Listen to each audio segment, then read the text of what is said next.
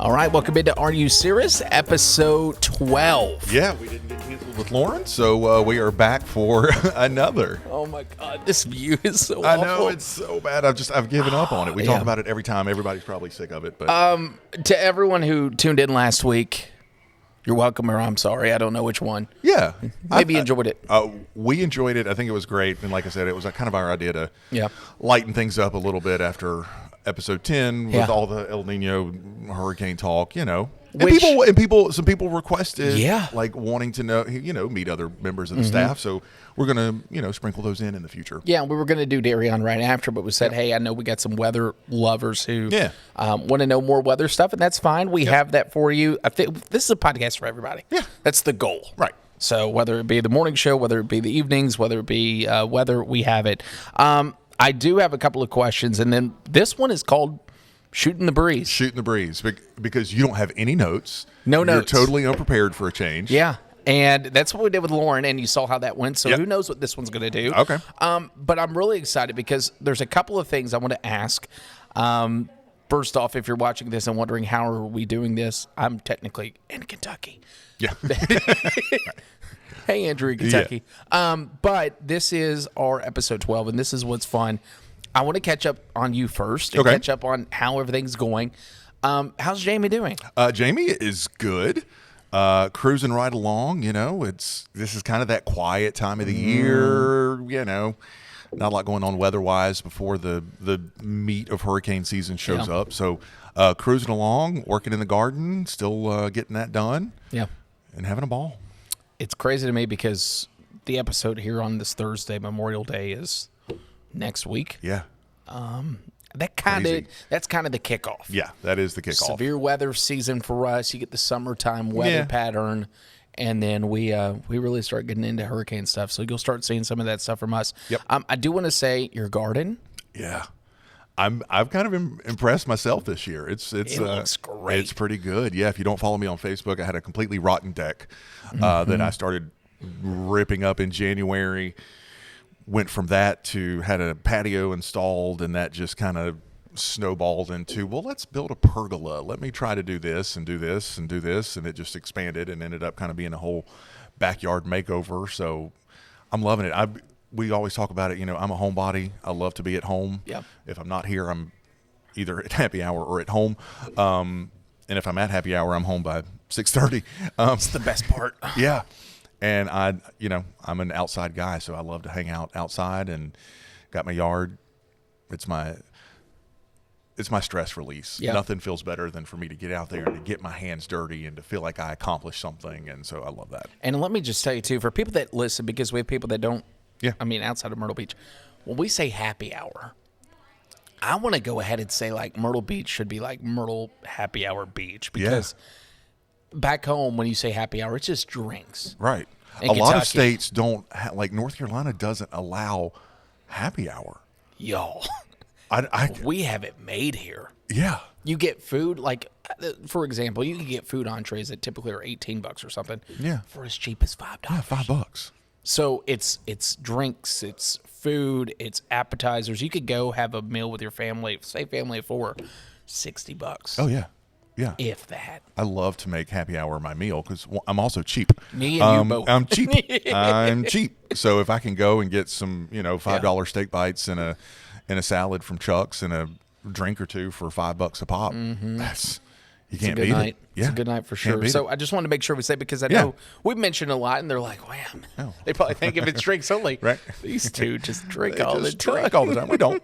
There's coffee in here. We eat a lot too. We do. Obviously. I've tried to work on eating, but that hasn't helped. 12 episodes. Yeah. I feel like we say it every time, but thank you to everyone who tuned in. Believe it or not, La Nina and El Nino was one of the top viewed Which kind of blows my mind. on YouTube. Yeah. So thank you. That means a lot. We want to say thank you so much that I think we may just keep the shooting the breeze term for all future episodes. Yeah. So here's the inside scoop. We used to pick questions Yeah. that fit into the theme of the episode. Right. Forget that. We're not going to do that anymore because there's so many questions. There's so many questions. Look at this. This is our new set, our new love it. prop. We need to get this crafted. So if anybody wants to decorate it, that'd be lovely, Anya, if you're back there. Right. We have so many questions that we're going to Look at dedicate this. a whole episode. That is a lot of questions, and you're excellent. Thanks to you for keeping up with the questions, because like I see them and I kind of put them in my head. Yeah, me too. You and organize I them. screenshot it, whatever. So this episode is going to be all from you all. We don't know what we're going to talk about. Okay. I remember typing some of these months ago, some of them not. This is all the questions we've ever gotten. Okay. That we haven't gotten to. We don't have to answer them all today. Okay. Good. But That's a lot. It is That's a lot. There's at least 30 in here, if not more. But what we're going to say is if you ask a question on a YouTube premiere, Twitter, Facebook, we're going to put it right back in here. And from now on, every episode, as long as it's appropriate, we're going to answer some random questions. Yeah. Maybe we'll save the not appropriate ones for Are You Serious After Dark? Which may get a launch season 1 soon after Lauren's episode. No. Yep. So I think this would be fun. I'll draw a question. You draw a question. We'll both answer it. I love it. And we don't know what we're going to pick. Oh, boy. So Okay. I put your all's names on there. I put where it came from. That way you can kind of say, oh, that's me. Yeah. So here we go, shall we? Oh, boy. This is our new Shooting the Breeze. Shooting the Breeze. Ooh. Daphne. Daphne. Daphne. Daphne. Daphne. Sorry, Daphne. We can already see how this segment's going to go. I added an extra E. Oh, Daphne. Daphne. Whew, what a question to kick off on. Have king tides always been as damaging as they've been in the past years? Or is this a change in local weather patterns? Via Facebook. Thank you, Daphne. Huh. Yeah. There's a couple of episodes. First of all, king tides are not driven by weather. Correct. They are driven by the moon and tide cycles. Yes. So not driven by weather. They can be made worse by weather. Mm-hmm. So if you have a king tide, which if you're not familiar, is just an unusually high tide. Yep. If you have a king tide that corresponds with a weather pattern, say that brings an onshore wind. If we have an east wind off the ocean and a king tide, you can add a little bit more to it. Obviously, a king tide and a tropical storm hurricane are a terrible combination, so it can be impacted by weather, but it's not driven by weather. In my time here, there's always been king tides here. I remember vacationing in Myrtle Beach very distinctly my senior year of high school, and was staying down in Garden City, and remember the causeway being flooded 2 nights of vacation because of the king tide. So they've always happened. Mm-hmm. I think we've had a couple of sort of unfortunate situations and times where we did have king tides that corresponded with onshore winds, which made them a bit more notable. But they've always happened. Yeah. That's really good. That's how I was going to answer it. So, I would say think back to Ian. Yeah. I know it's out of king tide, but the same kind of story and game setup with the surge. Oh, you talked about it in a couple episodes ago. They all mixed together, but we had the onshore flow so many days beforehand, higher than normal surf already. Same thing with king tides. If it matches up with a king tide upcoming, because we know king tides well in advance. Yeah. You could look to see when the king tide is going to be for your area. What we don't know until the week of is how those winds are going to be oriented. Right. So I think, yes, the change in weather patterns can affect your king tide. That's the short answer. Have they been getting worse? Not necessarily. Not necessarily. But there's also a factor where, we've had a lot of hurricane activity lately. So we are missing a lot of dunes. We've seen a lot of erosion, a lot of parts of the Grand Strand where the beach has been shortened because of hurricanes. Yeah. That worsens the impact of king tides. So, you don't have as much beach to kind of absorb that rising high tide with king tides. So they have been a bit more frequent. They have been slightly higher than normal, but that's more of a local factor for something that's always happened. Spring tides, again, king tides rather, have always happened, not spring tides. What a question one. Yeah, that was Daphne, good. thank you. That All was right, good. you draw. All This right. is our. All right. I'm gonna dig in here. I'm nervous. All right, this is Robert via YouTube. What is y'all's overall prediction for the upcoming summer in Myrtle Beach? The easy answer is hot and humid. Hot and humid. I don't see any patterns, though, that indicate this is going to be, like, abnormally hot. Yeah. Which is good news. I do think, and I'm interested to see where the switch would happen with a more active El Nino. Yeah. What severe weather season toward the end of summer would look like. But as far as Myrtle Beach, Robert, it's going to be hot. It's going to be humid. I don't think we'll have, we'll have record-breaking heat some days, but I don't think you're going to see the big-time record warmth. In fact, if we were to correspond that with some of the winter temperatures that we looked at, most of your milder winters, which we had, were followed by near normal summers. So, right. And I always say we get this question a lot. Oh, we had a warm winter. Oh, it's going to be a scorching hot summer. When isn't it? Yeah, it always is. Even a cool summer in Myrtle Beach, it's going to be hot and humid. Yeah. You may look at the numbers and it may be a degree above normal, a degree below normal. It's so hot and humid around here, you're not going to tell the difference. When you kind of average it all out, it's going to be hot, it's going to be humid. Highs in the 90s, lows in the 70s, pop-up storms. El Nino may determine how stormy it is this summer, how not stormy it is this summer.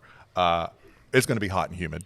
Some days it's going to be really hot and really humid. Really humid. Yeah, other days it's going to be a little less hot, but still hot. Which, low-key, I'm not a big fan of the humidity. You just get used to it at this point. Yeah. It's like you walk out, it's humid. However, I will say, if we have the chance to approach humidity values that, like, we don't see often, then I get kind of excited. I'm like, I do too. Yeah. Let me see what this feels like. Yeah. And then I'm like, oh, forget this. Yeah. We have those about once every 3 years, 4 years here. I don't know the heat index value. You would know the story I'm talking about, but it was Florence. 1 year they got up to some insane amount. I think it was before I was here. 2014, 15, we had a brutal heat wave. It was when Columbia had their all-time record high. I think they made it to 108. Florence had a temperature of 106. Here at the beach, it's hard to hit 100 here at the beach because of our proximity to the ocean tends to keep us fairly close. It was right around July 4th when we had this heat wave. I did remember this day distinctively for some god-awful reason. I decided that day to go to Myrtle Waves Water Park. We had an excessive heat warning in place. The temperature was 99. The dew point was about 80 or 81. And the heat index in Myrtle Beach that day was 125, and it was just like you can't function. No, when the heat index is 125. Yeah, awful. We haven't had any of those since I've been here, but we do have. It's funny because Darian and I were talking on the morning show. I guess it was about a week or two ago. We had our first true mugginess. Yeah, where we pulled out the Muggy Meter, and. On our Muggy Meter, it like hit the middle of the tier. Right. And right then and there, I was like, all right, I'm good. Put this back up. We're set. But for people that asked too, I know this isn't a question there. That Muggy Meter, those bars are basically just dew point values. Dew point, yeah. So the higher the dew point, you get into the miserable category. Yeah. So who asked that? Robert? That was Robert via YouTube. This is nervous. I know. I just don't know what we're going to pull out. Ooh, I like this question. Mark, we've answered his questions too. Also, if you ask multiple questions, I only took like 2 or 1 of yours. That way we could get everyone in. Mark, I think we did a whole episode on one of your questions. Why don't you provide relative humidity levels on air or on the weather app? Mark via Facebook. We do have those. This question. On the app. On our app. Yeah. Our app does provide dew point and relative humidity. If you're looking for that, both as current, what it is right now, I'm looking, double checking. Yep, Myrtle Beach right now, humidity 67%, dew point 64. It's not provided on the hourly forecast. Maybe that's what he's talking about. Just because there's not room. Yeah. There's literally not room. I know he asked once about ocean temperatures. That's the same thing there. It doesn't really mean much other than you could get that on a forecast quick with our surf. Yeah. I'm pushing because I've had this a lot. I'm pushing to get water temperatures on our app. Yes. So people know. Well, that would be awesome. Yeah. Why don't we? It's kind of hard. It's kind of hard, and it's complicated. And actually, I think Maddie B just recently did a little segment on relative humidity versus dew point. They're both measures of moisture, but they both have different definitions. And honestly, people know when it's humid. People know when it's not humid. We do break it down with our Muggy Meter. It's an easy way. Yeah. And like you mentioned, it is basically reflective of dew points, Yeah. which is just another measure of the moisture in the atmosphere. There are some markets where people talk about dew points a lot, and that audience may know about dew points because it's kind of talked about a lot. We'll mention it here and there. But if you're going to talk about dew point, a lot of people don't know what dew point is, and you kind of have to take a minute to explain it and break it down. And we only have so many minutes. And honestly, the average viewer just wants to know, is it going to rain tomorrow, and how's the weekend? Yeah. Also, if you want to win a weather bet your friend this. Next time you hear your best friend say, oh, it's so humid outside, I bet the relative humidity is 80%. On a summer day here in Myrtle Beach in the afternoon, you can look your friend in the eyes and say, I will bet you $100. It is less than that. Yeah. What most people don't get, and I think the misconception is relative humidity is always its highest in the morning. Yes. Because as your temperature and dew point separate, your percentage goes down. So if you want to win a bet, there's your free way to get some money, because it's going to be lower most days And there's in the afternoon. And there's a reason it's called relative Correct. humidity. It's the humidity relative to the temperature. I always use this example.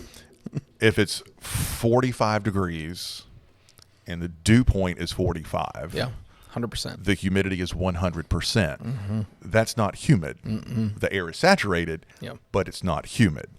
If it's 75 degrees, dew point is 75, then it's getting muggy. It's getting really humid. Your humidity is also 100%, but it can also be 95 degrees. Your dew point is 75. Your humidity, I can't do the math, maybe 60%. Yeah. It's still humid. Dew point is absolute. Relative humidity is relative. It's good. Look at us. We did weather on the podcast. Holy smokes. There we are. After last episode, we Yep. got it. All right, next question. Thank you, Oh, Mark. this one's me. All right. Thank you, Mark. Oh, gosh. That's Woo. NOAA's fire and smoke map showed much of Canada covered in light to medium smoke this month. Ooh. This map also shows light smoke hanging over much of the U.S. Northeast and Mid-Atlantic regions. How can smoke hang around for that long and make it so far? Can smoke affect us with weather? Curious, since it's something so small that we often don't hear about. Judy, via YouTube. Love it. This is awesome. The density of smoke can actually force it to stick around for quite some time. Dust is also the same way. Yeah. Oh, Judy, love this question. Yeah. And it's actually Locally, something that happens kind of fairly often. honestly, you would probably not know this. Let's just dumb it down to sunrises and sunsets. The reason we get such a beautiful color is because of smoke and dust in our atmosphere. Yeah. I know, Right. blows your Right. mind. So when you're saying, wow, look at that beautiful, it's technically a dirty sunrise, sunset. Implications for us, it could have a lot of implications. Dust and smoke can actually stabilize your atmosphere. We could start with that. Or you could go to the easy answer, and I think tropics.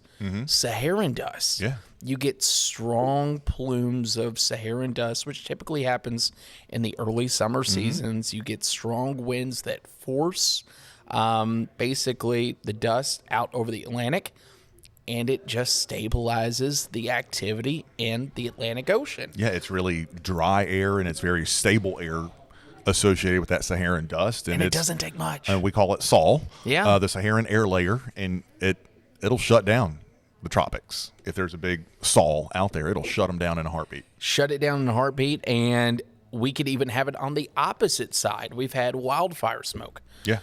Smoke and dust come from the northwest portion, Pacific area. So just think of our, it's just so weird. I wish there's trajectories where you could look at the air mass and where it's originating from. This is way over top, but it's really cool to show what kind of air is moving into our area. Mm-hmm. And we use those forecasts a lot when it comes to smoke and dust. Yeah. So if we know there's a big wildfire out in Wyoming or Colorado, we can look to see where that air is going to go. Yeah. And say, hey, it may be a little bit hazier as we go into the next couple of days, and we could probably adjust our forecast based off that. And that's usually the extent of our impacts. Like I said, it's fairly common that we will get a hazy sky a couple times, especially this time of the year leading into summer, from wildfires either in northwest Canada, the northwest part of the U.S. You think general terms, weather moves from west to east. The jet stream blows from west to east across the U.S. That smoke gets picked up and it gets transported all the way across the U.S. And we've had some fairly thick, hazy skies around here within the past couple of years. I think it was 2 years ago, really big wildfire season out west. And there was a while there where we had some really hazy, you get that kind of milky look to the sky. It's not a pretty blue sky. It's kind of milky. Mm-hmm. You can't really make out features. It's just hazy. And a lot of times that is going to be from smoke from fires out west. Judy, great question. Yeah, love it. Holy smokes. Love it. Look at this. I saw that and I was like, oh, I don't know what it is. And I remember typing some of these a long time ago. I do not remember that one. All right. Love this question. This is from our own Rose. Is it true that lightning doesn't strike twice? Absolutely not. Absolutely not. One of the big weather myths. To debunk it, I just think of the Sears Tower in Chicago. Sears Tower, Empire State Building. I don't remember the exact statistic, but I think it's around 25 times a year that the Empire State Building is struck by lightning. And you could probably apply that to any radio tower around here, 100%. any tall television tower. Yeah. They're getting hit multiple times a year from lightning. Growing up, my grandparents' house was hit by lightning 3 separate occasions. Yeah. So absolutely not. Basically, if you're a tall object, if you're a metal object, and you've got a big metal spike sticking up at the top of you, you're getting hit a lot. There's a couple of people that have survived like multiple strokes. There's one person I think who's been struck by like 8 times. I'm like, dude, like, what are you doing outside? If Go there's a find storm, somewhere just where it like does not get thunder. underground. Like, That's simple answer. Yeah. Thank you, Rose. Yep. All right, you're up. all right, love it. This is kind of This is fun. I'm liking this. Will you ever offer storm spotter classes again? Sunshine 245 on YouTube. I'd love that. I would too. We did this a long time ago. We actually had a network of spotters, and I think I told the story. We had them in here for like a picnic on a Saturday. We had them in here. The plan was to kind of go through some storm spotter classes, like what to look for, what cloud features to look for when there's severe weather around. And we ended up having a major severe weather outbreak that day and did wall-to-wall tornado coverage with a room full of storm spotters. So that was fun. I would love that. I don't want to make any false promises because our plates are kind of full right now. But especially this time of the year in the spring, check out your local National Weather Service office, Skywarn, because they do have spotter classes, and they're usually offered 2 or 3 times a year. And you can actually go to this class and become Skywarn certified. Yeah. And that basically means if you call up the National Weather Service and report hail or a funnel cloud, they know that you're kind of legit because you've been through the storm spotter class. We get a lot of scary looking clouds around here that people, I saw a tornado. Well, it really wasn't. But with that Skywarn training, you can actually kind of learn to tell the difference, and your report will carry a lot more weight with the National Weather Service. I would love to eventually do it to where we invite weather enthusiasts, photographers, all that. Yeah. Be great. But it takes a lot of planning. It does. And we're heading into a pretty busy time. We are. So Sunshine 245, check out National Weather Service office in Wilmington. I think they have a section on their website called Outreach. Okay. And I think that's where they have the schedules. Maybe soon from us down the road. Yeah. Not anytime. Also, another question, and we can kind of just look for an announcement, and that's all I'll say on this. Someone asked about Hurricane Expo. We're doing something fun for Hurricane Week. We are. We're mixing it up. So we're not doing a full-on expo this year, but we're doing a couple other things. So you'll see that soon. Announcements coming soon. Yeah. So I didn't put that in there because I was like, I love this. So our morning producer, Anthony, listens to every episode. Does he really? And is obsessed. I love Anthony. He's great. To the point to where he just wants to know a lot, and he sends me questions weekly. And I've been keeping a couple of these in. Mythbuster question. And I had to look this up. It's actually the answer over here because I was like, I know it's true, but I didn't know. Can you really tell the temperature by the number of cricket chirps? From Anthony. Have you heard about this? I have heard about it, and I'm going to say, because I think I've looked it up or read it before, I think it's true. It is true. So this is a book that I would recommend everyone get if you're a fan. It is Backyard Weather Folklore by a meteorologist who was in Louisville, John Belsky. That's our first ad on Are You Cirrus? He basically takes all the weather myths and he grades them based on how they work. Anthony, because he said his mom always said that this was the case. I didn't put that in the question. Crickets. A cricket thermometer.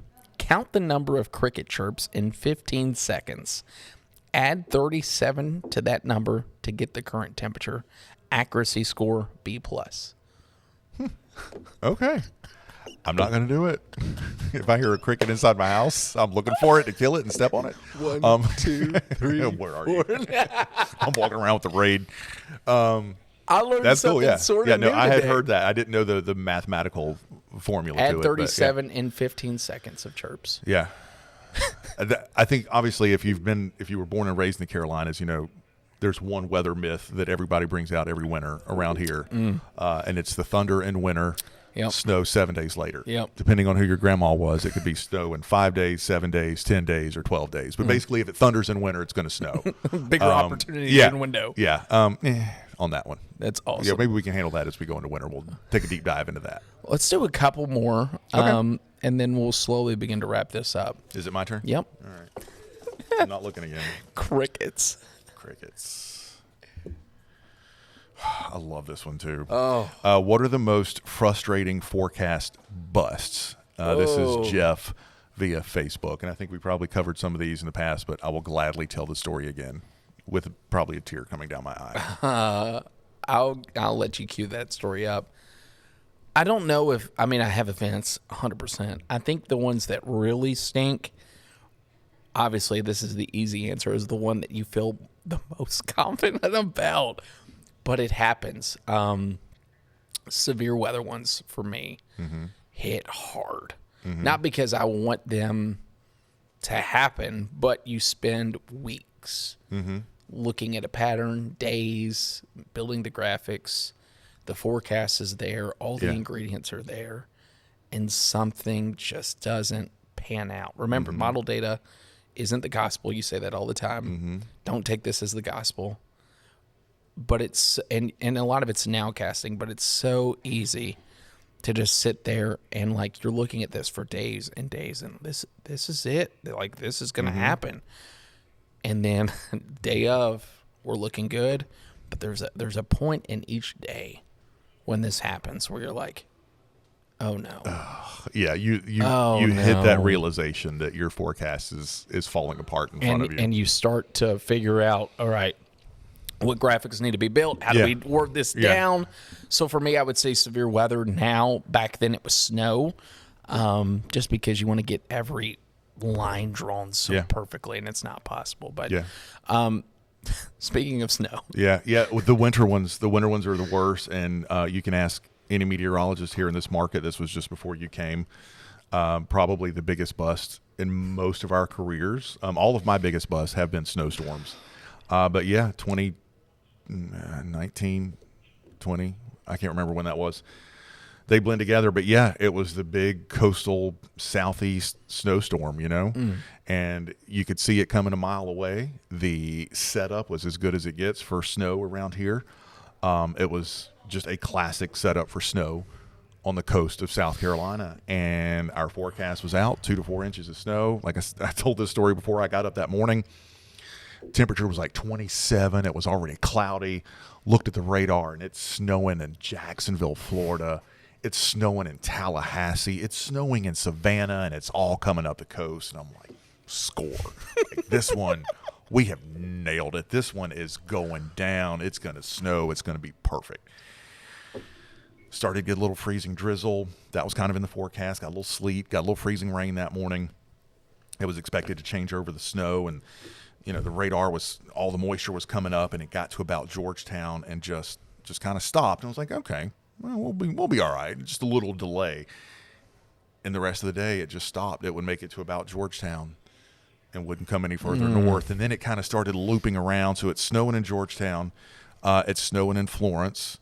It's snowing in Lumberton. It's not doing anything in Myrtle Beach. A couple of little spits of sleet, a little bit of freezing drizzle. And then the moisture just kind of reformed just north of us. So it's snowing in Calabash. And there was just a hole literally over Myrtle Beach where it didn't snow. That evening I will never forget. It was snowing in Conway. Snowing to beat the band in Conway. Georgetown had 5 inches on the ground. Florence had 5 inches. Just across the border, it was snowing. And we were getting flurries, and it just fell apart.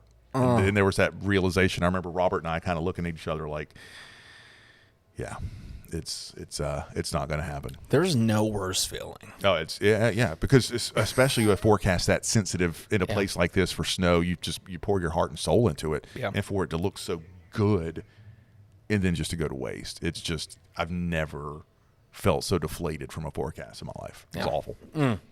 Let's move on. Let's move on. I'm crushed. It brings back bad memories. Yeah. We got time for 2 more, hopefully. Okay. Let's see. Oh, goodness. We only have time for 1 more. Uh-oh. I was wondering if we'll pull this. He's going to be so excited. On a scale of 1 to 10, how frustratingly hard is it to take something as complicated as weather with all its thermodynamics and chaos and talk about it at a 5th grade level every day to the average person? John via Twitter. John's great. He's great on Twitter. Love John. Yeah, John is great. Smart guy. Very active on Twitter and always sends us some good stuff. Am I answering this one first? It doesn't matter.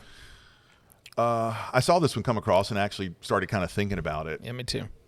When I first got into this business 20 years ago, and I think this happens with a lot of young people coming into this business, is I'm going to be that guy that teaches. I'm not just going to give the weather. I'm going to teach. I'm going to explain to people what 500 millibar vorticity does. I'm going to talk about CAPE on the air. I'm going to explain the jet stream. Then you learn real quick if it's not the 7-day forecast and the weekend, or is it going to rain tomorrow? It really doesn't work.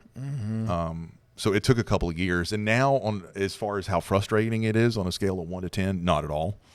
Not at all. It's a 0 because it's habit now. You know, and I don't want to say we're dumbing down for our viewers, but we're giving our viewers what they want. Yeah, 100%. People are busy. They're living their lives. They're tuning in the morning, or they're cooking dinner and helping with homework in the evening. In my case, they don't want to know what's, this area of spin in Missouri is how it's going to bring us a thunderstorm in 2 days. Yeah. It's just, and plus we have limited time, 2.5, 3 minutes. We got to tell them when it's going to rain, how hot it's going to be, what the weekend looks like, and here's your 7-day forecast. Yeah, 100%. And it's old habit now. Yeah. It's just habit. I would say early on my answer would have been like 7 or 8, but now I'm the same way. Yeah. It's our job. Yeah. I mean, I know that, John, that sounds like the easy answer, but there's meteorologists in the world who get to dive into that. If we wanted to dive into that, we would have went that route. That's kind of what I say. And it's different today, too, and it's not too frustrating because we will occasionally geek out. There are outlets for us now to get into the Look science. Look at this podcast. Whether it's Twitter, whether it's a podcast, whether it's Facebook, whether it's, some of the digital, weathercasts that we do where we can kind of take a deep dive. But just on a normal day, I used to spend so much time making weather maps. We call them surface maps for the U.S. And, there's a cold front here and a warm front here and an occluded front and a dry line and a trough. Now, why not keep it simple? Unless it's a powerhouse cold front, I'm not even putting a cold front on there. It's going to turn cooler tomorrow. Because you can say that. We're getting a push of cool air, and it's the exact same thing. Yeah. So it's a 0 great for me. Great question, John. It's just really great question, but it's a 0 for me because it's just habit now. It's just part of the. And you may hear us say those things, but it's not because we're trying to teach anymore. It's just like, it slips. Hey, the energy in the atmosphere. Yeah, or we will keep it simple. We'll say energy. We'll say fuel in the atmosphere. Yeah. We will keep it simple because, like I said, and it's not dumbing down because of a dumb audience. It's simplifying for the sake of the customer. Viewers are our customer, and they, like I said, they want to know, is it going to rain Saturday? Yeah. How's my kid's birthday party? Can I go to the beach tomorrow? And that's what we're giving them. Yeah, that's 100%. what we're here to give them. Love that question. Yeah, we'll do good. one Let's more. do one more. This is so fun. You go ahead. If it's turn. one that we've already asked or answered a person, then just put it back. Okay. If it's someone new, we'll answer it. This is interesting. Can you tell from radar or cloud type how big the raindrops will be before a rainy day? This is Tracy. Before a rainy day. Yeah, before a rainy day. This is Tracy via Facebook. This is Tracy that sends us those lovely sunrises and sunsets, too. So, Tracy Tompkins. So, can you tell from the radar or cloud type how big the raindrops will be? Before a rainy day. Tell from radar. So, yes and no. On the day of, 100%. Yeah. I could look at, not to nerd out, correlation coefficient. You could look at the reflectivity values. So radar, when you see those deep reds, purples, sometimes white, that is the reflectivity value that tells us, hey, there is some big time drops in that. And the radar is sending out a signal, and it sends us back a color code. So during the day, absolutely. Before, I would say it's going to be all dependent on model data. And the answer is still yes, but also not to the point that we could the day of. Yeah. If that makes sense. Yeah. I'm going to take it a lot more general than you did. Yeah. If we're in a tropical environment, where we have just temperatures. Yeah. If it's August or September, even kind of October around here, if we have just a tropical environment in place, tropical downpours tend to be what we call efficient rainmakers. Yeah. Tiny drops, but just thick amounts of them, just really densely packed. And you've probably noticed this in our summer downpours, even in a hurricane. When you have a hurricane, you don't have big raindrops. You have really fine rain. It's small drops. A lot of these of drops they add up really, really quick. That's a tropical environment. So if there's you kind of know, okay, if we're just loaded with tropical moisture, it's going to be tiny raindrops kind of a day. You get your biggest raindrops usually as a shower or thunderstorm is developing. We've all been driving down the road those times where you get those just massive drops that almost sound like hail. In most cases, that's a thunderstorm that's just beginning. There's a lot of processes that tend to break apart raindrops, because remember, these raindrops are bumping into each other. They're getting blown around by updrafts and downdrafts, and they're kind of splitting apart. So those really big raindrops that you get sometimes around here in the summer, you're under a developing thunderstorm usually. Which, if you're looking at clouds the day of, would typically look like a normal modern day cloud. Yeah. And then as you see the cloud grow, those raindrops are going to decrease in size. So, dang, Tracy. This was really fun. Did you like it? I did. I liked this a lot. I had this one playing for a little bit, but we had to get some questions. I like it. We have at least 10 more. Yeah. But what's great about this is we're going to keep this chest on here the entire time. Yep.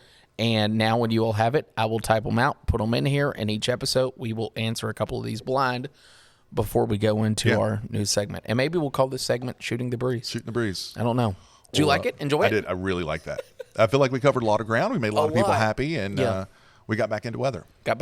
Next week, we're going to continue a little bit of weather, but we're also going to talk to Darion. Yeah, we're going to have Darion on. Stay tuned, like we were mentioning, for some hurricane season stuff. Coming soon. Yeah, Very coming soon. Really soon. We'll be working on that. Tying up loose ends for a live podcast. Can't wait. Yeah, that's going to be really fun. So like, subscribe, share, comment, send us questions. And on that live podcast, I imagine this, but with people. Yeah. And just answering questions and talking and having fun. And probably a cocktail. Or two. So that does it for episode 12. Episode 12, yeah. So 13 is coming up next with Darion. So we will see you that next one go around. All right, sounds good. Are You Serious? A weather conversation between you and us. You'll have a good one.